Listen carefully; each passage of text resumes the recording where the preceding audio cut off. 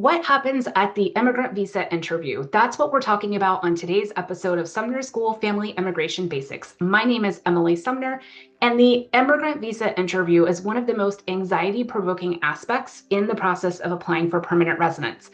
A lot of times our clients don't know what documents they need, what to expect at the interview, what types of questions to expect, how long it will take, and what to expect after the interview. So we are by their side, walking them through step by step. And for you today, we are providing a high-level overview. As always, this is for informational purposes only. It is not legal advice, and every case is different. So first of all, what is the immigrant visa interview? It is, as the name implies, an interview that happens towards the end of the process of applying for permanent residence from overseas. And it is an interview with a consular officer at the U.S. Embassy or consulate. The scheduling of the interview is done by the National Visa Center, and the timing of the interview will depend on the capacity of the particular post. When I say post, I mean the consulate or the embassy where you have the interview. And it will depend on the availability of a green card. If you are subject to the preference system, meaning you have a priority date and you have to wait for the priority date to become current, that will affect the scheduling of the interview.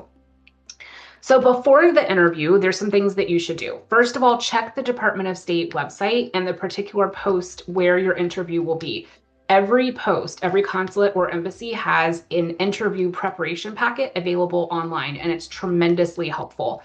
So check that and make sure you review it carefully. That packet will have information on how to schedule the medical exam, which has to be done with a specific physician, and there's a specific way to schedule it, which is available in the information packet. It will have information about registering your appointment, which typically has to be done. That means that you tell through this website, you tell the consulate how you want to get your passport back.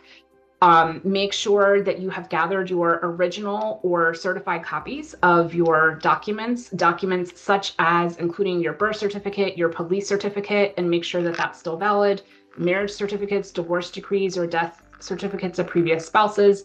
The type of documentation will vary depending on your specific case, but make sure that you have those certified copies or originals of those documents.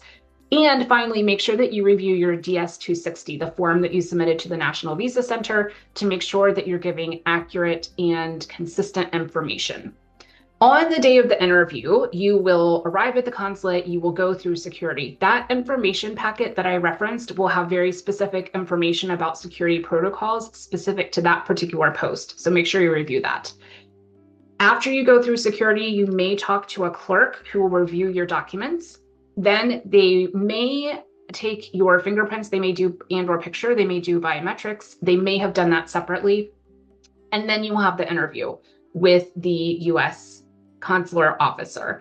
At the interview, the officer will ask questions. They will review your documents again, they will review the DS-260 and may ask you to confirm some of the information on that. And they will ask questions specific to your particular case. So for example, if it's a marriage-based case, if you're applying because your US citizen or permanent resident spouse applied for you, submitted the I-130 for you, they may ask questions like, how did you meet? When did you meet? When did you get married? When's the last time you saw your spouse? If it's a different type of family relationship, like a parent-child or relationship or a sibling relationship, they'll ask different questions, right? So they may ask about the relationship, when you last communicated with them or seen them. They may ask about your living arrangements, your plans for once you're in the United States. In general, regardless of the family relationship, they can ask about your previous US immigration history, your previous visits to the United States, any criminal records. They may ask about your employment history, that type of thing. Typically, the interview is pretty short, typically around 10 to 15 minutes, if that. I tell clients if it's longer than that or shorter than that, it does not necessarily mean there's anything wrong. It just depends on your particular case and the particular officer that you get. At the end of the interview, one of the following things can happen. Either the officer can say, okay, thank you for coming in, we're going to approve your visa, and they'll keep your passport. And a lot of times they will keep your passport regardless of the outcome because they need your physical passport to put the visa into the passport. And then, like I said, you'll have it returned to you according to the registration information that you provided earlier on in the process. But it can be approved, and they can tell you that the day of the interview. you can receive what's called a 221G. That stands for a section of the law that refers to either administrative processing or if they need additional documents. So if it's administrative processing,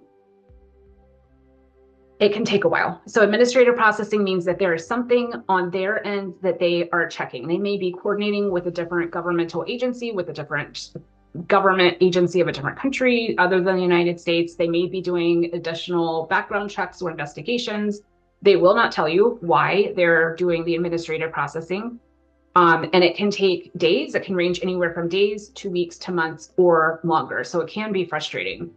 If they ask for additional documents, they will also issue what's called a 221G notice. It's a piece of paper where it asks you to submit whatever document it is that they need, and they'll tell you exactly how and where to submit it.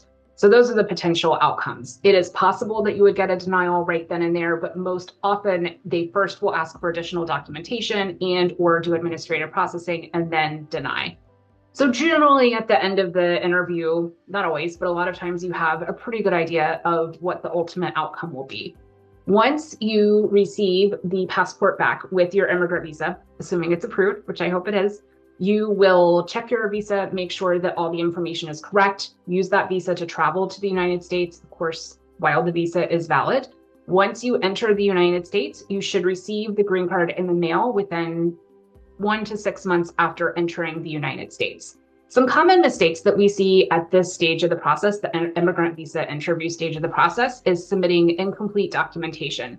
So remember that at the interview, you may need additional documentation from what you submitted to the NVC and or updated documentation.